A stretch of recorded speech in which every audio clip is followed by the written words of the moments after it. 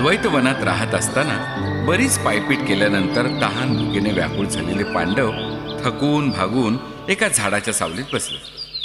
युधिष्ठिराने सहदेवाला पाणी आणायला पाठवले.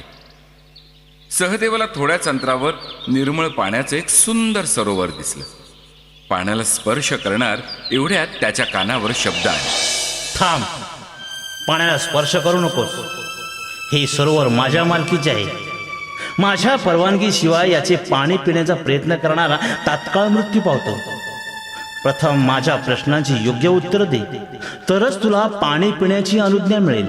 दूर अंतरावर एक बगळा मानवी आवाजात बोलत होता. त्याच्याकडे दुर्लक्ष करून सहदेवाने पाणी हातात घेतले. त्याच क्षणी तो गतप्राण होऊन खाली पडला. सहदेव बराच वेळ आला नाही म्हणून युधिष्ठिराने नकुलाला पाठवलं. नंतर त्यांना शोधायला अर्जुनालाही पाठवलं. नंतर भीमाला पाठवलं. जो गेला तो परत आलाच नाही म्हणून युधिष्ठिर पावलांचा माग काढत काढत सरोवराच्या काठावर आला. भावांचे ते मृतदेह पाहून त्याने शोक केला. भानावर आल्यावर त्याने निरीक्षण केलं. कोणाच्याही अंगावर कुठलीही जखम नव्हती आणि अन्य कुणाच्या पाऊल खुणा सुद्धा नव्हत्या. तहानेने व्याकुळ झालेला असल्यामुळे तो पाणी प्यायला सरोवरात उतरला खरा. तेवढ्यात त्याच्या कानावर बगळ्याचे ते शब्द आले. त्याबरोबर तो हात जोडून उभा राहिला आणि म्हणाला, क्षमा असावी. हे आपल्या मालकीचे सरोवर आहे याची मला कल्पनाच नव्हती. ज्या अर्थी माझ्या महान सामर्थ्यवान भावांचा तू प्राण घेतलास त्या अर्थी तू सामान्य बगळा नसून कोणी दुसराच असावास. तुझे प्रश्न विचार, मी यथामती त्यांची उत्तरं देईन आणि तू अनुमती दिलीस तरच पाणी पिईन. त्या बगळ्याच्या जागी एक यक्ष प्रगट झाला.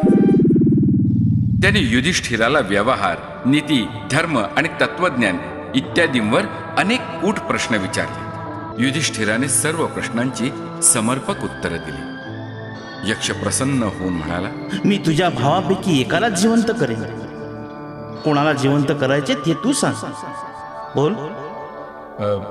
नकुलाला जिवंत करा. अतुल पराक्रमी भीम किंवा अपराजित अर्जुनाला सोडून तू नकुलालाच का निवडलेस? माझ्या पित्याच्या कुंती आणि माद्री 2 पत्नी आहेत. कुंती पुत्र मी जिवंत आहे तर माद्री पुत्र नकुल जिवंत होणंच योग्य नाही का? त्या क्षणी यक्षाचं रूप टाकून यमधर्म प्रगट झाला. प्रसन्न होऊन त्याने आपल्या पुत्राची खूप प्रशंसा केली. 4ही मृत पांडवांना जिवंत केलं आणि स्वतःसाठी वर मागायला सांगितलं.